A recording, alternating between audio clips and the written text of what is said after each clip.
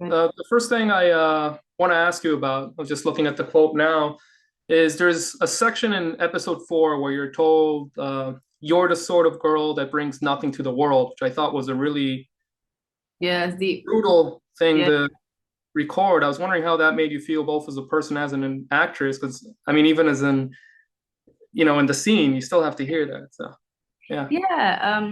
Thanks for asking. It wasn't it wasn't nice. I mean, it's not a really nice thing to say to someone. So it was heavy, but you know, I guess it's just what comes with being an actor.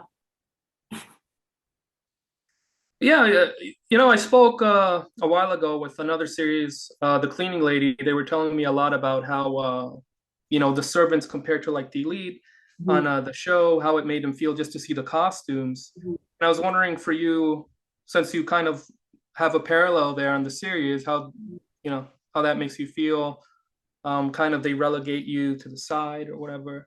Yeah. I mean, yeah, I mean, you're traveling back in time essentially where, it was a difficult society and a difficult place to be as a black person for some anyway. And I guess, yeah, it's not a nice feeling. It's not a nice feeling physically, emotionally, and soulfully, I guess. But I just, yeah, it wasn't fun. Why do you think your character pries into those letters in the first episode? Why the overprotection? I think because Victoire's a little detective. I think that's what she reminds me of. She senses a little bit of bullshit, and she just has to go chase it. And she doesn't trust him. She doesn't trust Valmont, and she loves the people she loves, and she's a very protective person. I think she has to be protective over the people in her life because I don't think she had much people in her life that loved her. Not much friendships, not much family. So it's really important for her to cherish that. You're in a lot of ways the centerpiece of this whole story because if you never show those letters, Yeah, the love remains. How yeah. do you feel about the whole idea of if you don't do that one motion, Mm, everything everything would have been not. butterfly effect, so to speak. Yeah. Yeah, exactly. She was, yeah, kind of like the catalyst to all of that distraction. And I think she carries that in the scene. I think she carries a lot of guilt and I guess questioning herself whether that was the right choice or not. But I don't think she ever meant it in a malicious way. I think she just meant she's young. She thought, that if she did that, it would be the best choice. But yeah, she basically caused all of that. So it's not a good thing, is it? There's that scene early on where you're asked to be mute, Yeah, essentially, yeah. and your character immediately rebuffs that. And I was wondering, what drives that to kind of drives your character to kind of rebel since she doesn't want to escape initially. Um, I think she wanted to get out of there, but her friends here, so it's kind of that thing where it's like we're here now. Do you know what I mean? So what could we do? And I think she rebelled because she's a very rebel type of character. I think if she has something on her mind and in her heart, she can't help but say it and do it, and I guess stand up for herself because who wants to be mute? I'm not mute. I can speak. So I guess it's just yeah, that's just her character. She's quite outrightly spoken. What was your original audition like for the series? It was actually really bad. It was a really bad audition.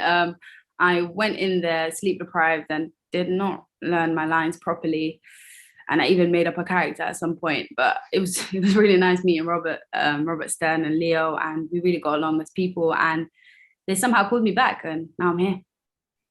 Did you know you were reading for this series, or was it kind of a Yeah, mess? yeah, yeah. I knew I was reading for the series and Victoire, but she was very, very different.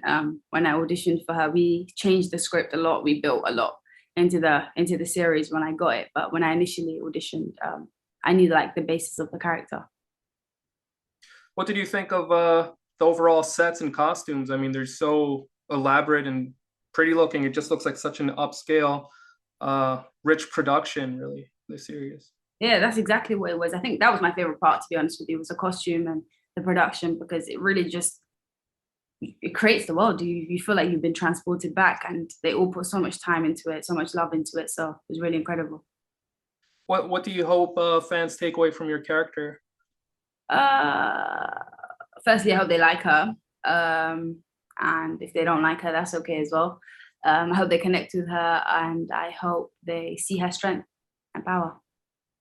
do you think it's easier to be disliked than liked as a character? Like easier to be a villain than a hero? I've heard that from Heath Both. Ledger. Yeah, I think they're both equally hard, but I guess it's harder to be a villain. I guess it's harder to be a villain because, you know, that, like all that hate, that must be a lot. Well, I appreciate your time. I think I appreciate Yeah, yours. looking forward to see more of the series. I mentioned that villain thing because when I saw the Heath Ledger interview, he mentioned how he thought it was freeing to play a villain because you don't have to fight so hard to be liked. So I'm actually surprised by your perspective in a way. Yeah, I Uh, mean, I guess then that was my reference to the Joker. I think that's another conversation for another day because then we'll be yeah. here for hours if I get into the Joker. But that was in reference to the Joker. I think there's something kind of freeing about playing that because I think there's many more layers with villains and much more emotional outtakes than heroes. I don't know. I don't know. Anyway, yeah. Yeah. Anyway, thanks a lot. I see I have Thank the you. police I like wrap. your top, by the way.